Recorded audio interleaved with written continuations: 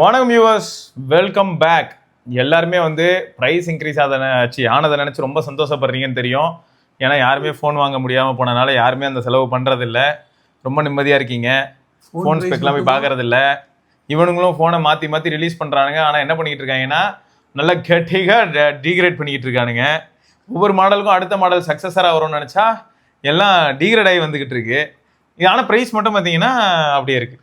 இந்த சந்தோஷத்தை மேலும் சந்தோஷம் சேர்க்கறதுக்கு என்னன்னா, அடுத்த ஒரு 6 மாசத்துல இருந்து 1 வருஷத்துல இன்னும் பிரைஸ் எல்லாம் ஏறப்போகுது அப்படிங்கிற ஒரு நற்செய்தியோட வந்திருக்கோம். சரி, என் கேள்வி என்னன்னா, பிரைஸ் ஏறிட்டே கூட போங்க. நீங்க வந்து எனக்கு தெரிஞ்ச ஒரு போன் வந்து 4 லட்சம் ரூபாய் அந்த மாதிரி நீங்க ஆக்குனீங்க அப்படின்னா ரொம்ப நல்ல விஷயம் தான். ஏன்னா யாரும் வாங்க மாட்டாங்க. ரொம்ப நாளா நம்ம தான் நினைச்சிட்டு இருக்கோம். ஸோ அதனால ஆட்டோமேட்டிக்கா இந்த மாதிரியான பொருட்கள் எல்லாமே வந்து தோய்வு நிலையை நோக்கி போய் யாருமே வாங்குறதை நிறுத்திடுவாங்க. அப்படி இருக்கிறது இன்னும் பெட்டர் தான். ஸோ இதுக்கு தான் இன்னைக்கு காமேஷ் ப்ரோட ஒரு வீடியோ பேசியிருப்போம். சும்மா அவனை நிறுத்த சொல்லி நான் நிறுத்துறேன் அப்படின்னா, இப்போ எப்படின்னா இப்போ யாராவது தம் அடிக்கிறாங்கன்னா ஏன் தம் அடிக்கிற அப்படின்னு கேட்டால் செய்யறவன நம்மளால நிறுத்த சொல்லியா, சும்மா அடிக்கிறேன் என்ன கேட்குற அப்படின்னு. ஆனால் ஃபோனில் இந்த மாதிரி யாராவது கேட்குறோமா? இல்லை. எவனா ரேட் ஏற்றுனா நம்ம வாங்காமல் இருந்தோம்னா அவன் பொறுமையாக கீழே வரான்னு நம்ம சொல்லுவோம். நம்ம அடிக்காமல் இருப்போம்னு சொல்லுவோமே அப்படின்ற மாதிரி தான். சரி, ஓகே, இது வந்து ஒரு புது முயற்சியாக நம்ம என்ன பண்ணலாம்னா, இந்த மாதிரி இவனுங்க ரேட் ஏற்றிக்கிட்டே போனால் ஒரு வகையில் வந்து சிலர் வந்து பாவம் தான். ஏன்னா அவங்ககிட்ட ஃபோன் இப்போ அவசியம், இருந்த ஃபோன் செத்துருச்சு ப்ரோ, வேறு வழியே தெரில வாங்கணும். ஸோ அவங்க நிலைமை நினைக்கும் போது கஷ்டமாக இருக்குது. பட் உங்ககிட்ட ஆல்ரெடி நல்ல ஃபோன் இருக்குது அப்படின்னா பேட்டரியோட காஸ்ட் இன்க்ரீஸ் ஆகலை. சொல்ல போனால் பேட்டரி காஸ்ட்லாம் ஓரளவுக்கு அஃபோர்டபுளாக தான் இருக்குது. பேட்டரியை மாற்றிட்டு திரும்ப திரும்ப ஜாலியாக என்ஜாய் பண்ணி யூஸ் பண்ணுங்கள். அவ்வளோதான். முடிஞ்சால் லோக்கல் ஷாப் போங்க, உங்கள் ஃபோனோட பேக் டோர் ஓப்பன் பண்ணுங்கள். உள்ளே வந்து நம்ம கார்பன் ஷீட் மாதிரி கிராஃபின் ஷீட் இருக்கும். ஒரு 2-3 ஷீட் எக்ஸ்ட்ராவாக எடுத்து ஒட்டிட்டு நேராக ப்ராசர் இருக்கும். உங்களுக்கு நல்ல இன்ஜினியர் யாராவது சிக்கினாங்கன்னா ப்ராசர் மேலே அழகாக எக்ஸ்ட்ராவாக தெர்மல் பேஸ்ட் வச்சுட்டு எல்லாத்தையும் சேர்த்து போட்டு அழகாக லாக் பண்ணி ப்ராப்பராக சீல் பண்ணிட்டு யூஸ் பண்ண ஆரம்பிச்சிருங்க. அவ்வளோதான். அடுத்து இன்னொரு 3-4 வருஷம் என்ஜாய். அவ்வளோதான். ஏன்னா அடுத்த 1 வருஷம் எனக்கு தெரிஞ்சு அடுத்த 3-4 வருஷம் கூட ஆகலாம். ஏன்னா இப்போ அந்த மாதிரி தான் நிலைமை போயிட்டு இருக்கு. ஏன் ப்ரைஸ் ஏறுது, ஏன் ஏறக்கூடும் அப்படின்றதுக்கான டேட்டா பாயிண்ட்ஸ் எல்லாம் கலெக்ட் பண்ணிட்டு வந்திருக்கோம். நாங்கள் சூப்பர். என்னென்ன டேட்டா கிடைச்சது? வேற என்ன, வாருதான். டே, வாருக்கு முன்னாடியே ப்ரைஸ் ஏறிட்டு தானடா இருந்தது. இப்போ வார கொண்டாந்து 6 நாள் ஏற போகுது. 6 நாள் ஏற்கனவே சாப்பிட்ற சாப்பாடு பிரைஸ்ல ஏறிட்டு இருக்கு. உங்களுக்கே தெரியும். கேஸ் சாப்பாடு நிறைய இடத்துல பூரி சப்பாத்தி தோசை எல்லாம் நிறுத்திட்டு பொங்கல் உப்புமா இட்லின்னு போட ஆரம்பிச்சிட்டாங்க. பெங்களூர் ஹோட்டல்ல எல்லாம், பிஜில எல்லாம் கலந்த சாதம் போட ஆரம்பிச்சிட்டாங்க. அதே மாதிரி இப்போ போனோட ரேட்டும் ஏன் ஏற போகுது அப்படின்னா அதுக்கு எல்லாத்துக்கும் காரணம் ஒண்ணுதான், சிப் ரேட் ஏறுங்க. சிப் ரேட்டு பொதுவாகவே வந்து ஏறுறதுக்கு காரணம் நம்ம இதுக்கு முன்னாடியே பார்த்துருப்போம். எல்லாம் ஏஐ பூமு. ஸோ ஏஐ நோக்கி எல்லாரும் போயிட்டு இருக்காங்க அப்படிங்கிறத நம்ம பார்க்க தான் செஞ்சோம். அதே சமயம் டிமாண்ட் வந்து ரொம்பவே பூஸ்ட் ஆகிறதையும் நம்ம பார்க்க முடியுது. அநியாயத்துக்கு வந்து மக்களும் ரொம்ப ஆர்வமாக இருக்காங்க. எது மேலே, ஏஐ மேலேயான்னு கேட்டிங்கன்னா அப்படி இல்லை. முன்னெல்லாம் வந்து 2 வருஷம் அப்படி ஆவரேஜ் வந்து எப்படி திரும்ப இருந்தது, 2 to 3 இயர்ஸுங்கிறது ஆவரேஜாக இருந்தது. ஒரு 5 இயர்ஸ் பேக் கூட பார்த்தோன்னா வேல்யூ எடுக்கும்போது 3 இயர்ஸ் கிட்ட தான் ஆவரேஜாக இருந்தது. அதாவது நீங்கள் எப்போ ஃபோன் மாற்றுவீங்க அப்படின்னா பெரும்பாலும் மெஜாரிட்டி ஆஃப் த யூசர்ஸ் வந்து 3 இயர்ஸ் ப்ளஸ் அதில் தான் இருந்தாங்க. இப்போ எங்கடான்னு பார்த்தா 1 வருஷத்துக்குள்ளே ஃபோன் மாற்றுற மைண்ட் செட்டுக்கு, 1 வருஷத்துக்கு உள்ளேயே ஃபோன் மாற்றுற மைண்ட் செட்டுக்குள்ளே போயிட்டாங்க. ஸோ அந்தளவுக்கு ரேப்பிடாக இருக்குது. இதை வந்து இன்னும் ஊக்கப்படுத்தும் விதமாக நிறைய பிராண்ட் என்ன பண்ணுறாங்கன்னா, உங்களுக்கு எக்ஸ்சேஞ்சில் நான் டீல் பண்ணி தரேன், நீங்கள் எக்ஸ்சேஞ்சு கொண்டு வந்தீங்கன்னா உங்கள் ஃபோனுக்கு இன்னும் பெட்டரான ஒரு ப்ரைஸ் நான் பண்ணித்தரேன், அது இதுன்னு சொல்லி கையில் வச்சிருக்கிற ஃபோனை விற்கிறதுக்கு என்னென்ன வழியெல்லாம் பார்க்க முடியுமோ அவ்வளோ பண்ணிக்கிட்டு இருக்காங்க. இதை தாண்டி இந்த ஏஐ. ஆமாம், ஏஐயில் என்ன தெரியுமா எனக்கு ஒன்றுன்னு தோணுச்சு. ஆக்சுவலாக ஏஐ எல்லாருமே இன்னும் ப்ராப்பராக யூஸ் பண்ணலன்னு மட்டும் எனக்கு தெரியும். வெறும் ஸ்டூடியோ கிப்லையும் 4 வீடியோ லிங்க்கு கிரியேட் பண்ணுறது வந்து ஏஐ கிடையாது. ஏஐ வந்து நிஜமாவே அது வந்த பர்பஸ் என்னன்றதை கண்டுபிடிக்கணுமா? ஆல்ரெடி பரத் வந்து நிறைய வீடியோவில் பேசியிருப்பான். அதோட பர்பஸே என்னன்னா நம்ம ஒர்க்கை சிம்பிளிஃபை பண்ணுறது தானே தவிர நம்ம டைமை வேஸ்ட் பண்ணுறது கிடையாது. பட் பெரும்பாலும் இன்னைக்கு வந்து மெஜாரிட்டி ஆஃப் த பாப்புலேஷன் என்ன பண்ணுறோன்னா, அப்படி நான் மட்டும் ஒழுங்கா என்ன, நானும் கூட டைம் வேஸ்ட் பண்ணிட்டு தான் இருக்கேன். ஸோ ஏஐல போயிட்டு தேவையில்லாத ஆணியெல்லாம் பிடிங்கிட்டு இருக்கிறது தான் நம்மளோட மெயின் பர்பஸாக இருக்கு. ஆனால் இப்போ ஒரு கம்பெனி எடுத்துப்போம், நம்ம சாயெல்லாம் எடுத்துக்கிட்டிங்கன்னா இவங்க எல்லாருமே நிறைய டேட்டா ப்ராசஸ் பண்ணுவாங்க. ஸோ அப்படி இருக்கும்போது ஒரு ஹெச்ஆர் டிபார்ட்மெண்ட்டுக்குள்ள இப்போ ஒரு டூல் இருக்குன்னு வைங்களேன், ஏஐ வச்சு ஒரு 10,000 ரெஸ்யூம் வந்தால் கூட அந்த ரெஸ்யூமில் இந்த கீவேர்டு இருந்ததுன்னா மட்டும் அதை எனக்கு ஷார்ட் லிஸ்ட் பண்ணு அப்படின்னு சொன்னால் அந்த கீவேர்டு இருக்கிற ரெஸ்யூமை மட்டும் அது தூக்கி கொடுக்கும். அப்போ அவங்களுக்கு என்ன ஆயிடுதுன்னா, ஒரு 100 ஹெச்ஆர் பண்ண வேண்டிய வேலையை ஒரே நாள்ல ஏஐ பண்ணி கொடுத்துரும். சரியா? அதுவும் 100 ஹெச்ஆர் ஒரு நாள்ல பண்ண மாட்டாங்க. கண்டிப்பா எல்லாருக்கும் மண்டை காய்ச்சலா இருக்காது. ஒரு சில ரெஸ்யூம்லாம் கொஞ்சம் நல்லா இருக்கும். ஒரு சில ரெஸ்யூம்லாம் நமக்கு எப்படி ஆயிடும்னா, நம்ம எமோஷனலா ட்ரிகர் ஆயிடுவோம்.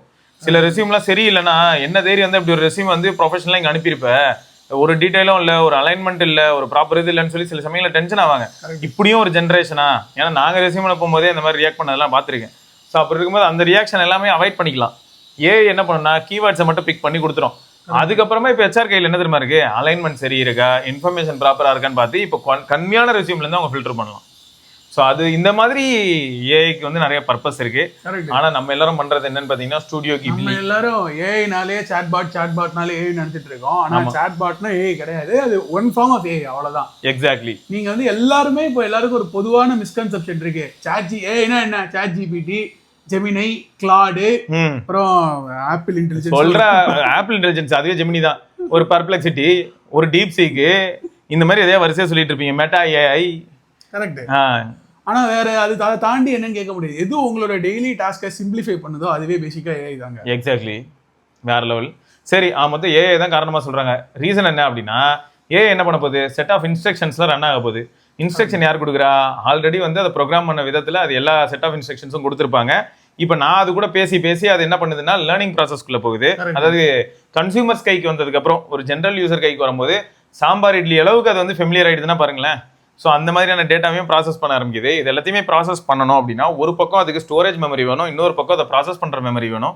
ஸோ அந்த ரெண்டு மெமரியோட ப்ரைஸுமே இன்க்ரீஸ் ஆக காரணம் என்னன்னா அந்த ரெண்டுத்தையும் தான் அவங்க அநியாயத்துக்கு யூஸ் பண்றாங்க. கரெக்ட். இல்ல இப்ப என்னன்னா சிம்பிளா ரொம்ப எலிமெண்டரியா சொல்லணும்னா, நம்ம இங்க போன்ல போயிட்டு சாட் ஜிபிடில ஒரு பெரிய ப்ராம்ப்ட் போடுறோம்னா இங்க இருந்து இன்டர்நெட் மூலமா அண்டர்சி கேபிள் வழியாலாம் ஒரு டேட்டா சென்டருக்கு போகுமா. அந்த டேட்டா சென்டர்ல என்னெல்லாம் இருக்கும் அப்படின்னு நீங்க பாத்தீங்கன்னா, first of all CPU, RAM, அதுக்கப்புறம் வந்து ஜிபியு. நம்ம கேட்கிற குவெரிய ஃபுல்லா ப்ராசஸ் பண்ணி அதுக்கு ஆன்சர் கொடுக்கறது ஃபுல்லா ஜிபியு தான். அந்த ஜிபியுக்கு உங்களுக்கு நிறைய சிப் வேணும் ஒரு ஜிபியூ செதுக்கிறதுக்கு. அதுக்கப்புறம் ரேமுக்கு இல்லாம இந்த பேசிக்கா இந்த சிப்பு, ரேம் இது எல்லாத்துக்குமே ஒரு மெட்டீரியல் வேணுங்க. அதுதான் சிலிகான்ங்க. அந்த சிலிகான்ங்கிற மெட்டீரியல், அதுக்கப்புறம் அதை ப்ராசஸ் பண்ணி கூல் பண்றதுக்கு ஹீலியம் கேஸ்னு ஒரு மெட்டீரியல் வேணும். இதெல்லாமே அதிகபட்சமா உலகத்துல இருந்து மிடில் ஈஸ்ட்ல தான் கிடைக்குதான், எஸ்பெஷலி அந்த ஹீலியம் கேஸ்ன்றது.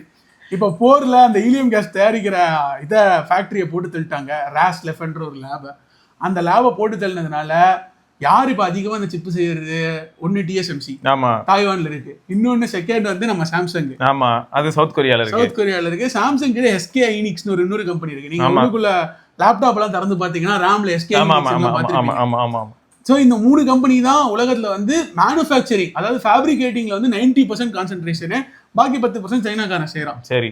ஸோ இவங்க எல்லாருக்கும் வந்து அதிகமான ஹீலியம் எங்கேருந்து வருது, இந்த கண்ட்ரீஸோட ஹீலியம் எல்லாமே கத்தார்ல இருந்தாங்க வருது. இப்போ இனிமே கத்தாரால ஹீலியம் அடுத்த 2 வருஷத்துக்கு ப்ரொடியூஸ் பண்ண முடியாதான் இந்த போர்னால. ஸோ சாம்சங் மண்டே பிச்சுட்டு உட்காந்துருக்காங்க, தாய்வான்ல டிஎஸ்எம்சியும் மண்டே பிச்சுட்டு உட்காந்துருக்காங்க. இந்த 2 கண்ட்ரியும் heavily dependent on helium gas கத்தார்ல வர. ஆமா. ஸோ உலகத்துல வந்து கத்தாருக்கு அப்புறமா, Qatar second largest producer of helium தான். First largest producer of helium யாருன்னா யூஎஸ்ஏ. அவங்க தான் 64% ஆஃப் வேர்ல்ட்ஸ் ஹீலியம் ப்ரொடியூஸ் பண்றாங்க. NVIDIA அவங்க கிட்ட தான் இருக்கு. அதுக்கப்புறம் மத்த இன்னும் 2 சில ஸ்னாப்டிராகன், நிறைய பேர் அங்கதான் இருக்காங்க. அவங்க எல்லாம் என்ன பண்ணுவாங்க, சிப் டிசைன் பண்ணுவாங்க. ஆனா ஃபேப்ரிகேட்டிங் டிஎஸ்எம்சியும் இது சாம்சங்கும் பண்றது.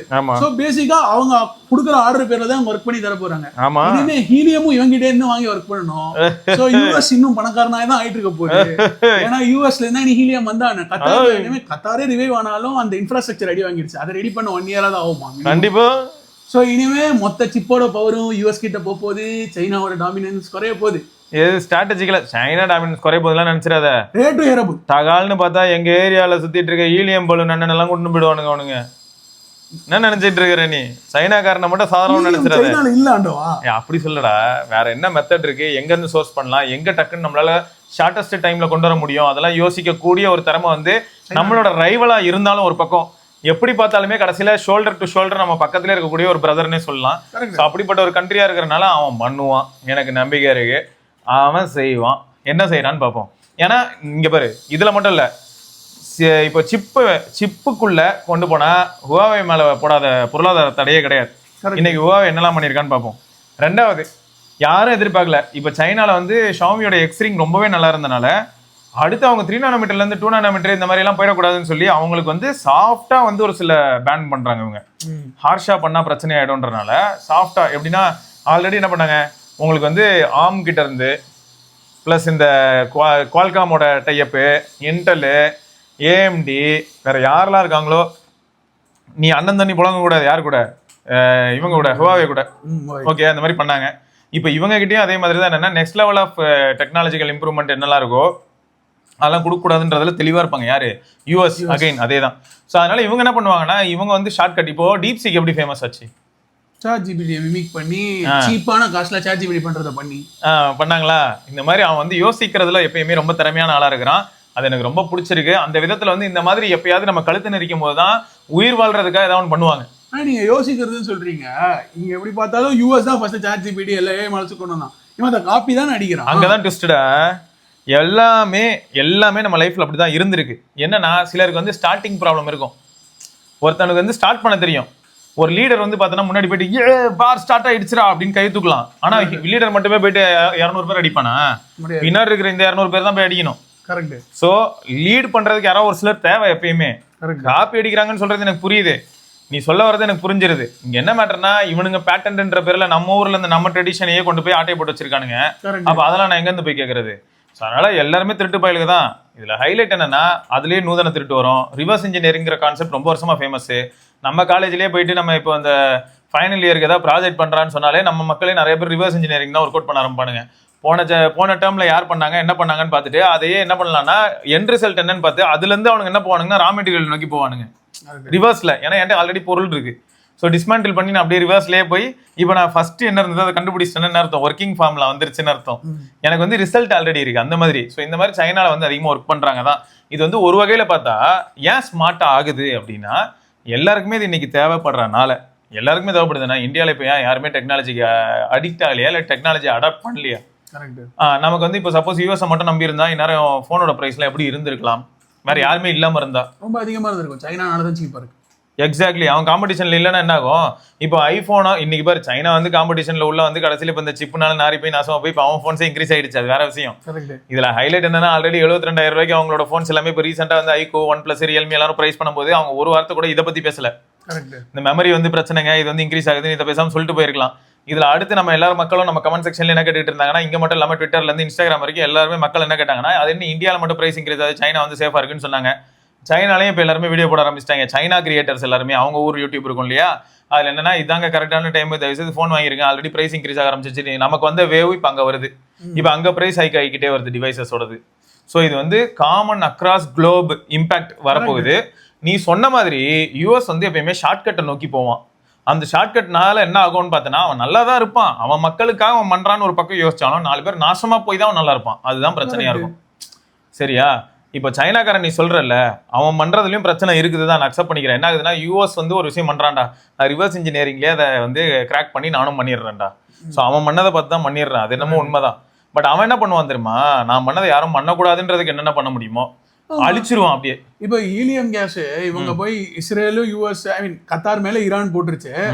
கத்தார் யூஎஸோட ஆலை தான் போட்டுருச்சு. இனிமே ஹீலியம் கிடைக்காது, வேற எங்கேயும் ஹீலியமே இல்ல. கடைசியில பார்த்தா இது எப்படி தெரியுமா இருக்கும்? நான் இங்க கை வைப்பேன், கை மேல அடி அப்படின்னு சொல்ற மாதிரி கீழே ஊசியை வச்சுட்டு ஊசி மேல கையை வச்சுட்டு டக்குன்னு அடிக்கிற நேரத்துல மச்சான் நான் கையில எடுக்க மாட்டேன்னு சொல்லிட்டு இப்படி கையை வேலை இருக்கிற மாதிரி தான் இருக்கு. ஏன்னா இப்ப கத்தார் வந்து கத்தார் கிட்ட இருக்க ஹீலியம் வந்து ப்ரொடெக்ட் பண்ணணும்னு நினைச்சா பண்ணலாம், இல்லாட்டி கத்தாரையே ப்ரொடெக்ட் பண்ணணும்னு நினைச்சா பண்ணலாம். ப்ரொடெக்ஷன் கொடுக்கறது யாரு? யூஎஸ் தான். அதான் சொல்றேன். ஆனா ஏன் ப்ரொடெக்ஷன் கொடுக்குற மாதிரி பில்டப் கொடுத்து இப்போ உடைக்க விட்டதே அவனா கூட இருக்கும். ஏன்னா அவன்கிட்ட தான் வேர்ல்ட்ஸ் நம்பர் 1 ஹீலியம் ரிஃபைனரி இருக்கு. 66% யூஎஸ், பாக்கி 30% கத்தார். அப்ப என்னங்க இது? இப்போ இனிமே யூஎஸோட டாமினன்ஸ் தான் ஹீலியம் ஃபுல்லாவே. செமிகண்டக்டர்ஸ் ஈஸியா அவங்க கண்ட்ரோல் பண்ணலாம். இன்னொன்னு இந்த செமிகண்டக்டர் நம்ம பேசும்போது நம்ம எல்லாம் நினைப்போம் ஃபோன் விலை ஏறுது, ஃபோன் விலை ஏறுதுன்னு. ஃபோன் விலை ஏறும், டிடபிள்யூஎஸ் விலை ஏறும், ஸ்மார்ட் பல்ப் விலை ஏறும். இன்னைக்கு உள்ள மஹிந்திரா XEV6B அந்த EV பெரிய கார், அதுல மட்டுமே கிட்டத்தட்ட 1000 செமிகண்டக்டர்ஸ் இருக்காங்க. அவ்வளோ இது எடுத்தாலும் சிப்பான். சர்வீஸ் சென்டர்ல விட்டு அவங்களுக்கே தெரியல வண்டியை பிச்சு. அப்பதாண்டா வந்தது எங்க டொயோட்டா குவாலிஸ். இப்ப என்ன சொல்றாங்க இவங்க? இப்ப வந்து பெட்ரோல் டிபெண்டன்சி கம்மி பண்ணுங்க, ஈவி நோக்கி மூவ் ஆகுங்க, ஈவி நோக்கி மூவ் ஆகுங்க. எப்படி பிசினஸ் ஆப்பர்ச்சுனிட்டி பாரு, எப்படி பிசினஸ் ஆப்பர்ச்சுனிட்டி உருவாக்கி வச்சிருக்கான் பாரு. உனக்கு ஈவிக்குள்ள போனா, ஆமா இப்ப ஈவிக்குள்ள போனா என்ன ஆகும்? ஈவிக்குள்ள போனா என்ன ஆகும்? இதுக்கு மேல ஆகிறதுக்கு என்ன இருக்கு அப்படின்னு கேக்குறாங்க. போச்சுன்னா அங்க இருந்து ரிப்பேர் காஸ்ட் வரப்போகுது. கண்டிப்பா வரும். எல்லாமே பிரச்சனை. இப்ப நம்ம சாதா ஐசி இன்ஜின் வண்டியில சிப்பு கிடையாது. இப்ப மேபி ப்ளூடூத் சிப் இருக்கலாம் இப்ப இருக்கிற வண்டி. இப்போ ப்ளூடூத் சிப் மட்டும் இல்லடா, இடையில என்ன பண்ணானுங்க, அதுலயும் ஒழுங்கா தான் இருந்துச்சு. இவனுங்க என்ன பண்ணானுங்க, கார்பரேட்டர் தூக்கிட்டு ஃபியூல் இன்ஜெக்ஷன் கொண்டு வரேன்னு சொல்லி அங்க ஆரம்பிச்சானுங்க. ஆமா, எல்லாத்தையும் கொண்டு வந்துட்டு இப்ப என்ன ஆச்சுன்னா அங்கேயும் வந்து நீ சொல்ற எல்லாமே வந்து உட்காந்துருச்சு. இப்போ உட்காந்துட்டு போய் சர்வீஸ் பண்ணலான்னு பார்த்தா சார் சிஸ்டம் ரிப்பேர், நாளைக்கு வரீங்களான்றான். டேய் லோக்கல் மெக்கானிக்கு தெரியாது, எடுத்துட்டு போயிடுங்கன்றான் BS6. ஆமா உண்மைதான். அவர் ஏன் தெரியாதுன்றாருன்னா கை வைப்பாரு பாவம், அவர் ஏதோ கரெக்டா பண்ணி கொடுக்குறாரு, பண்ணல சின்ன மிஸ்டேக் ஆச்சுன்னா அப்புறம் என்ன அவர் தலையை உருட்ட வேண்டியதாயிடும். நம்ம திரும்ப கொண்டு போவேன், நீ இங்க கொடுத்துட்டு வெளில கொண்டு போவேன், இன்னைக்கு சர்வீஸ் சென்டர்ல எடுத்துக்கிறான், அவன்ல நீ வெளில பண்ணிருக்க, நான் வாரண்டி தர மாட்டேன், இல்லாட்டி சர்வீஸ் பண்ண மாட்டேன்னுவான். அப்ப என்ன அவர் தலையில தானே கை வைக்கிற மாதிரி ஆயிடுது. அதனாலதான் பெரும்பாலும் நிறைய ஆளுங்க கை வைக்கிறது இல்ல. ஆனா எனக்கு என்னன்னா சிம்பிள்ரா, யூஎஸ் ஒரு பக்கம் வந்து எப்படி இருக்கும்னு பார்த்தோன்னா ஒரு நல்ல ஆள் மாதிரியே தெரியும் வெளில இருந்து பார்த்தா. எல்லாருக்காகவும் போராடுறான்டா, ஃப்ரீடம்னா யூஎஸ்ரா, உலகத்துக்கே ஃப்ரீடம்காக பேசுறான்டா அப்படின்னு. ரொம்ப டீப்பா பாத்தீங்கன்னா எனக்கு ஆக்சுவலி ஜியோ பாலிடிக்ஸ்ல ரொம்ப இன்ட்ரெஸ்ட். இந்த மாதிரிதான் முதல்ல இருந்தே பண்ணாங்க. ஈரான் சதாம் ஹுசைன்ல இருந்து ஆரம்பிச்சு இன்னி வரையும் கதாஃபி கூட தான் முடிச்சு விட்டாங்க. யார சதாம் ஹுசைன், கதாஃபி, கியூபா, செகுவேரா, இப்போ ரீசெண்டா வெனிசுவேலா மடுரோ, அவர் பாட்டுக்கு அவர் நாட்டை முன்னேற்றலாம் ஆயில் எக்ஸ்போர்ட் பண்ணின்னு சொல்லிட்டு சைனாவோட டீல் போட்டு யுவான்ல ட்ரேட் பண்ணிட்டு இருந்தாரு. ஆயிலுக்கு யுவான் கூட இல்ல, பார்ட்டர் சிஸ்டம்ல ட்ரேட் பண்ணிட்டு இருந்தாரு. அந்த டீடைல் தெரியுமா உங்களுக்கு? வெனிசுவேலா சைனா பிரிட்ஜ் கட்டி கொடுப்பாண்டவா, அதுக்கான பேமெண்ட் அவங்க ஆயிலா கொடுப்பாங்க. ஆயில் இருக்கு, இன்ஃப்ராஸ்ட்ரக்சர் இல்ல, நீ வந்து இங்க இன்ஃப்ராஸ்ட்ரக்சர் கட்டி கூட ஆயில் எடுத்துட்டு பார்த்தான். என்னது டாலர்ன்ற நான் ஒரு சிஸ்டம் வச்சிருக்கேன், நீ என்ன நீ மாட்டுக்கு பண்டை மாற்று முறைக்கு போய்கிட்டு இருக்க? அதெல்லாம் கிடையாது. என் டாலரை மறுபடியும் சொல்றேன், இந்த ஒரு விஷயத்த வந்து ஒரு சிலர் ஏத்துப்பீங்க, ஒரு சிலர் ஏத்துக்காம போவீங்க. அப்படி பார்த்தா இப்ப பிரிக்ஸ் டேட்டா எடுத்துட்டு வந்தோம்னு வைங்க, அவங்க வந்து நம்மளுக்குன்னு ஒரு கரன்சி வச்சுக்கலாமான்னு பிரிக்ஸ்ல உள்ள கண்ட்ரிஸ் எல்லாம் பேசினா உடனே உனக்கு அங்க புளிய கரைக்குது. என்னடா இவனுங்கெல்லாம் ஒன்னா சேர்றானுங்க, இவனுங்கெல்லாம் ஒன்னா சேர்ந்து அப்ப ட்ரேட் பண்ண ஆரம்பிச்சாங்கன்னா இவங்க ஒரு காமன் கரன்சி வச்சுப்பாங்க. டாலர் வீக் ஆயிடுச்சுன்னா அவன் சொல்லி முடிஞ்சு. டாலர் பவர்ல இருக்கிற வரைக்கும் அவன் பவர்ல இருப்பான். அவன் எவ்வளவு கடன் வேணா வாங்கலாம். வேர்ல்டுல யூஎஸ் தான் அதிக கடன் உள்ள எக்கானமி. ஆமா, $30 ட்ரில்லியன் கடன். நீங்க நினைச்சு கூட பார்க்க முடியாது. நம்ம ஊர் காசு கடன் பல லட்சம் கோடிகள் கடன். ஆமா, ஆனா அதான் ஏன் அவனால சமாளிக்க முடியுது? நான் இந்தியாவோட கடன் வாங்கினா முழுகிடும், பாகிஸ்தானோட கடன் வாங்கினா முழுகிடும். ஆனா யூஎஸ் ஏன் முழுகாதுன்னா டாலரே அவன்கிட்ட தான் இருக்கு, அவன் தான் டாலர் அச்சடிக்கிறான். அந்த கடனுக்கு ஏற்ற அளவுக்கு அச்சடிச்சு புழக்கத்துல விட்டு விட்டு விட்டு விட்டு யூஎஸ் மட்டும் எவ்வளவு உலகத்துல கடன் வாங்கினாலும் அழியாது அந்த நாடு. இது அதே மாதிரி இது நிறைய தடவை நம்ம பார்த்திருப்போம். அவங்களோட எக்கானமியே வந்து பாத்தீங்கன்னா எதை நம்பி இருக்கோம்னா, இப்போ ஒரு சில கண்ட்ரிலாம் வந்து தேர்ட் வேர்ல்ட் கண்ட்ரியா இருக்கும்போது அக்ரிகல்ச்சரை நம்பி இருக்கும். அடுத்து என்ன இண்டஸ்ட்ரியல் ரெவல்யூஷன்ன்றது அந்த கண்ட்ரியில் நடக்கும். அடுத்து அங்கிருந்து தான் பாத்தீங்கன்னா இப்போ ஆர்டிஃபிஷியல் இன்டெலிஜென்ஸ் இல்லாட்டி ஐடி இன்ஃப்ராஸ்ட்ரக்சர். இந்தியா வந்து ஐடி இன்ஃப்ராஸ்ட்ரக்சர் வச்சு தான் இப்போ உருட்டிட்டு இருக்கு. ஸோ அப்படி இருக்கும்போது யூஎஸ் வந்து எப்படி தெரியுமா, இன்னைக்கும் வெப்பன் டிஃபென்ஸ் அதை வச்சுதான் அவன் வந்து அதிகமான, அது மட்டும் இல்லாம டாலர் வந்து குளோபல் ஸ்டேஜ்ல வந்து அதோட இம்பார்ட்டன்ஸ் வந்து என்னைக்குமே மெயின்டைன் பண்ணணும்னு பார்ப்பான். ஒரு பக்கம் வந்து இவனுக்கு எப்ப பாரு கொடசல் கொடுக்குற ஒரே ஆள் வந்து சைனா மட்டும் தாங்க. அது வந்து ஆமா, குளோபல் மார்க்கெட்ல நீங்க போய் பாத்தீங்கன்னா இந்தியா வந்து எப்பயுமே எப்படி தெரியுமா, நீங்க சொல்லலாம் தைரியமே இல்ல வெட்டிப்பாய் அப்படின்னு கூட நீங்க சொல்லலாம். நம்ம எப்பயுமே எல்லாத்தையும் ரொம்ப டிப்ளமேட்டிக்கா ஹேண்டில் பண்ணுவோம். டக்குனு வேணா நம்ம மேல கை வச்சா நமக்கு ஆல் ரைட்ஸ் இருக்கும் திரும்ப அடிக்கிறதுக்கு, அந்த அளவுக்கு இருக்கும். ஏன்னா நம்ம யாரையுமே எதுவும் பண்ணிருக்க மாட்டோம். இல்ல நம்ம பகச்சிக்கவும் முடியாது. இப்போ யாரையுமே நம்ம பகச்சிக்க மாட்டோம்டா. நம்ம யாரடா பகச்சிக்கிட்டோம்? சைனாவே வந்து அந்த பார்டர்ல எல்லாரும் அடிச்சு செத்தாங்கடா. இந்தியாவுக்கும் இழப்பு, சைனீஸ்க்கும் இழப்பு. சரியா, யார் அதிகமா கொண்டுகிட்டா என்ன, எல்லாருமே ஹியூமன்ஸ் தானே.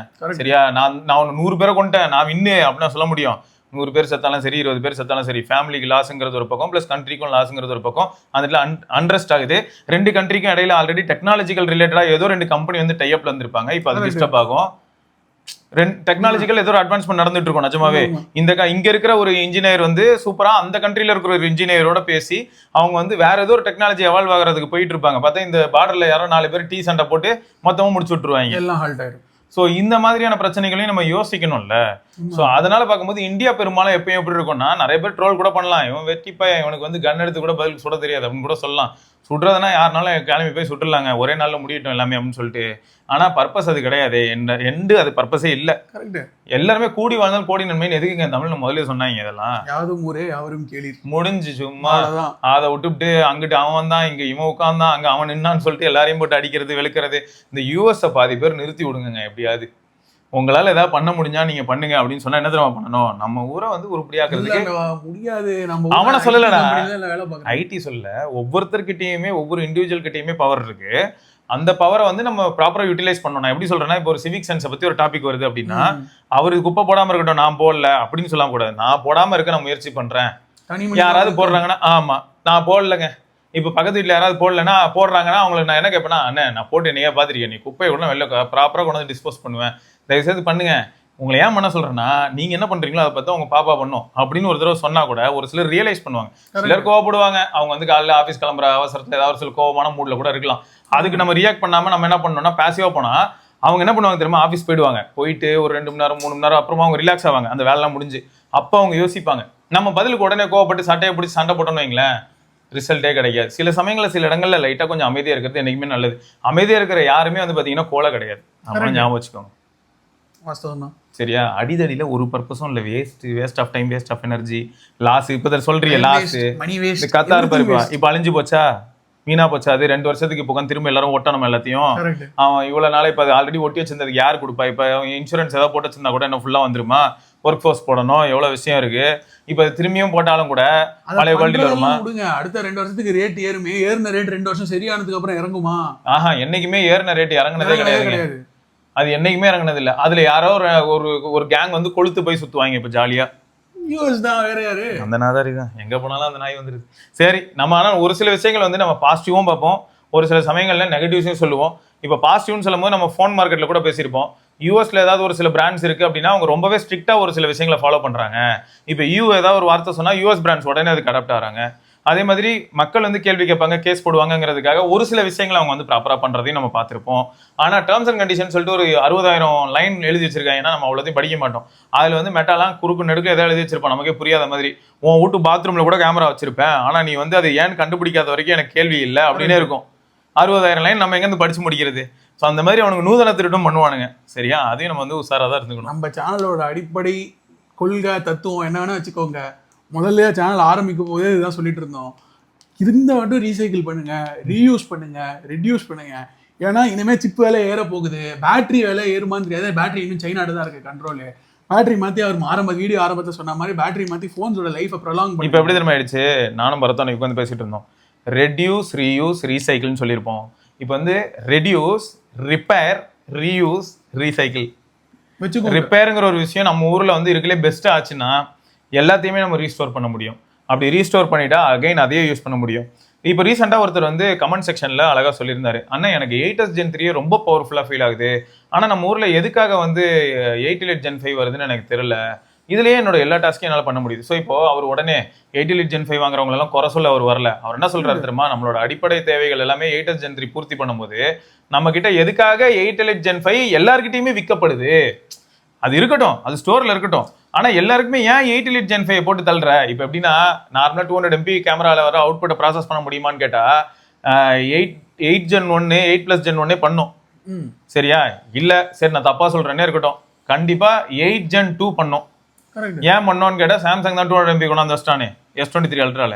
அப்ப 8 Gen 2 வந்து ஈஸியா 200 மெகாபிக்சல் டேட்டாவை ப்ராசஸ் பண்ண முடியுற ஒரு SoC. அப்ப 8 Gen 2 வச்சு இன்னைக்கு 200 மெகாபிக்சல் வர பெரிஸ்கோப்ல இருந்து எல்லாத்தையுமே ஹேண்டில் பண்ண முடியுமான்னு கேட்டா எஸ் முடியும். அப்புறமா எதுக்காக நம்ம வந்து எங்கேயோ தள்ளிட்டு போயிட்டு இருக்கோம், அப்புறம் பிரைஸ் வந்து எங்கேயோ கொண்டு போய் இமயமலையை நோக்கி வச்சுக்கிட்டு இருக்கோம் அப்படிங்கிறது வந்து நம்ம கிட்ட தான் கேள்வியா கேட்டுக்கணும்னு தான் நான் சொல்றேன். பிராண்ட் 1000 பண்ணுவான். இதை தான் வந்து இப்போ சிலர் வந்து சொல்றாங்க, தண்ணி அடிக்கிறதுக்கும் தம் அடிக்கிறதுக்கும் நான் ஆரம்பத்தில் சொன்னேன். அதுதான் அவனை நிறுத்த சொல்லி நான் நிறுத்துறேங்கிறாங்க. இதுவே ஃபோன் பிராண்ட் வந்தா மட்டும் நம்ம அங்கே வேற பேசுறோம் பாரு. கரெக்ட். ஃபோன் பிராண்ட் வந்தா மட்டும் நம்ம என்ன சொல்றோம், நம்ம வாங்காம இருப்போம், பிரைஸ் குறைப்பான், அப்ப பாத்துக்கலாம். மொபைல் பிராண்ட்லாம் ஜென்ரலாவே பிரைஸ் இன்க்ரீஸ் பண்ணிட்டு இருக்கும்போது ஏதாவது ஒரு ஜஸ்டிஃபிகேஷன் சொல்லுவாங்க. Global supply chain shortage, AI வந்துருச்சு, சிப் எல்லாம் அங்க போயிடுச்சு, சிப் டிமாண்ட் இன்க்ரீஸ் ஆயிடுச்சு. ஆமா. இப்போ என்னடான்னா சிப்பு டிமாண்ட் இன்க்ரீஸ் ஆனது பத்தாம சிப்பை மேனுஃபேக்சர் பண்றதுக்கான தேவையான ரா மெட்டீரியல்ல தட்டுப்பாடு ஏற்பட்டுச்சு. இப்போ இதே ஒரு காரணமா கண்டிப்பா சொல்லுவாங்க சிப் மேனுஃபேக்சரர்ஸ்லாம். சிப்புன்றது ஒரு மூலப்பொருள் செய்யறதுக்கு. ஸோ இப்போ அந்த மூலப்பொருள் தட்டுப்பாடானதுனால இனிமே வந்து மொபைல் ரேட் எல்லாம் பயங்கரமா ஏறும். எதெல்லாம் சிப்பு டிபெண்டா இருக்கோ அதெல்லாம் பயங்கரமா ஏறும். அவங்க சப்பக்கட்டு கட்டுறதுக்கு ஈஸியா காரணம் கிடைச்சிருச்சு. இந்த மாதிரி இந்த கத்தார்ல ஆனதுனால ஹீலியம் கேஸ் இல்லாதனால எங்களால பண்ண முடியாதுன்னு. ஆனா இதனால பிரைஸ் ஏறுன்றது ஒரு பாயிண்ட்ல இருந்தாலும் இப்ப ஏஐ ரெவல்யூஷன் புரட்சி அப்படின்னு போயிட்டு இருக்குல்ல, அந்த புரட்சியோட வேகம் வந்து குறையறதுக்கான வாய்ப்புகளும் இருக்கு. அந்த புரட்சியை நடத்துறதே யூஎஸ் தான். ஆனா இது அவங்களுக்கே வந்து ரிவீட் அடிக்குமா அப்படின்னு தெரியல. ஏன்னா எவ்வளோ சிப்பு செய்வீங்க, ஏற்கனவே தட்டுப்பாடு இருக்கும் பொழுது சிப்பு செய்யணும். இப்போ அத்தனை பேர் ஏஐ யூஸ் பண்ணுறான். முன்னாடி நான் யூஸ் பண்ணிருந்தேன், என்னை சுற்றி இருந்த ஃப்ரெண்ட் யூஸ் பண்ணிட்டு இருந்தான். இப்போ எங்கள் அம்மா யூஸ் பண்ணுறாங்க, பாட்டிமா யூஸ் பண்ணுறாங்க.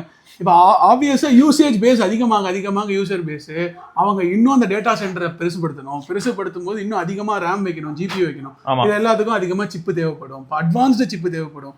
அது எல்லாத்துக்கும் நிறைய ஹீலியம் தேவை. சிம்பிள்ரா, நீ சொல்ற அந்த பாயிண்ட் தான். இப்போ பாரு, இவனுங்களே வந்து அந்த ஸ்கேர்சிட்டியை வந்து ஆர்டிஃபிஷியலாக கிரியேட் பண்ணி விட்டானுங்களா. அப்புறம் இப்போ எக்ஸாம்பிளுக்கு சொன்னால் ஒரு டைம் வந்து 2011-12 நான் வாட்ஸ்அப் யூஸ் பண்ணுறேன். சிம்பியன் ஃபோனில் வாட்ஸ்அப் இருக்குது, யூஸ் பண்ணுங்கன்னு சொன்னால் நம்ம வீட்டில் இருக்க பெரும்பாலும் அம்மாலாம் என்ன யூஸ் பண்ணுறாங்கன்னா பட்டன் ஃபோன் யூஸ் பண்ணுறாங்க பேருக்கு. ஸோ அதை வச்சு சும்மா பேசிகிட்டு இருக்காங்களே தவிர அவங்க வாட்ஸ்அப்பை பட அப்படின்றாங்க.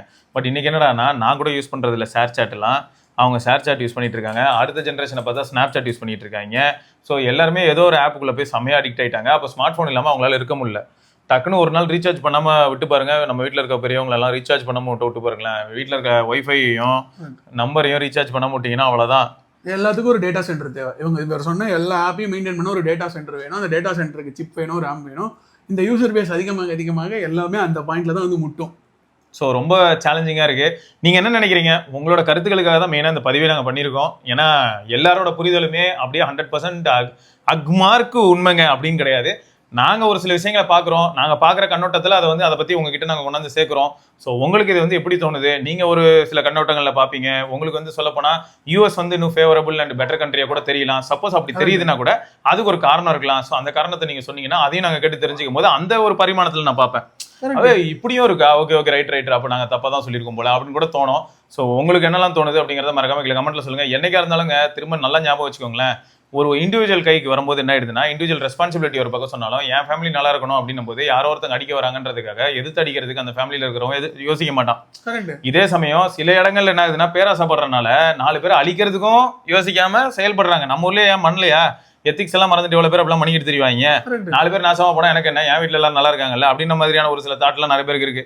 ஸோ அப்போ இதே மாதிரி யோசிக்கும் போது என்ன ஆயிடுதுன்னா, சிம்பிளா சொல்லணும்னா இந்தியன் டீமுக்கு எல்லாரும் கிளாப் தட்டி இந்தியன் டீம் ஜெயிக்கணும்னு சொல்லி ப்ரே பண்றதை நம்மளால வந்து எப்ப பார்க்க முடியுதுன்னா, ஒரு வேர்ல்டு கப் மேட்சாவோ பார்க்க முடியுது. பட் அதுக்கப்புறம் ஐபிஎல் ஆரம்பிச்ச உடனே இவங்களே மாத்தி அடிச்சுக்கிறானுங்க. ஒண்ணுமே புரிய மாட்டேங்குது. ஏன்னான்னு கேட்டா சிஎஸ்கே இந்த பக்கம் ஒரு பக்கம் சண்டை போடுறான், மும்பை இந்தியன்ஸ் ஒருத்தர் சண்டை போடுறான், இன்னொருத்தர் ஆர்சிபி தாண்டா ஈசாலா அப்படிங்கிறான். அப்ப இந்த மாதிரி வந்து நம்ம ஊருக்குள்ள நம்ம டீம்னு சொல்லி எல்லாருமே ஒற்றுமையா அண்ணன் தம்பியா சொல்றல போட்டு ஜெயிக்கிறோம்டா அவன் அடிக்கணும், என்ன ஸ்ட்ராட்டஜி தெரியுமா, அந்த ஓப்பனிங் அவனை ஏன்டா இறக்கி அப்படிலாம் பேசிட்டு கொஞ்ச நேரத்துல என்ன ஆர்சிபி என்னடா அப்படின்னு சொல்லிட்டு இங்கே அடிச்சுக்கிறானுங்க. ஸோ அப்போ இதே மாதிரி தான் என்ன ஆகுதுன்னா, காமன் ப்ராப்ளம் வேற மாதிரி இருக்கு, இண்டிவிஜுவல் ப்ராப்ளம் வேற மாதிரி இருக்கு, டெமோகிராஃபிக்கா ஒரு ஏரியாக்கான ப்ராப்ளம் வேற மாதிரி இருக்கு. அப்போ என்ன ஆயிடுதுன்னா, சில சமயங்களில் பக்கத்து கண்ட்ரி சண்டை போடும்போது அதுக்கு பின்னாடி என்னன்றது ரொம்ப ஆழமா யோசிச்சு பார்க்கும்போது நமக்கு எப்படி இருக்கும்னா, இது ஆக்சுவலி நம்மளோட வாரே இல்லைங்க. ஆனா உலகத்துல இருக்கிற எல்லாரும் அதோட வலியை ஃபீல் பண்ண தான் போறோம். Someway or other. உலகம் அவ்வளவு இன்டர் கனெக்டட் ஆயிடுச்சு. உண்மை. அதனால எங்கேயோ நடக்குது ஏதோன்னு சொல்லிட்டு நம்ம கவலைப்படாம இருக்க முடியாது. நம்ம சென்னையில ஜாலியா இருக்க உயிரோட இருப்போம். நம்ம கண்ட்ரி அந்த அளவுக்கு சேஃப் ஒரு விஷயத்துல. ஆனா வந்து விலைவாசி ஏற்றம் எல்லாம் சமாளிக்கிறதுக்கு வரலாம் அப்படின்னு சொல்றோம். ப்ரிகாஷனா இருந்து சேஃபா இருந்துக்கங்க, அவ்வளவுதான். எக்ஸாக்ட்லிங்க, அதான் சொல்லணும்னு நினைச்சோம். மற்றபடி வேற எதுவும் இல்லை. ரைட்டு. ஸோ இதை தொடர்ந்து நம்ம இன்னொரு பதிவில் சந்திப்போம். அதற்கு விடைபெற்றுக் கொள்வது சிவபரணி, சாய் பிரசாந்த். பார்க்கலாங்க. பாய்.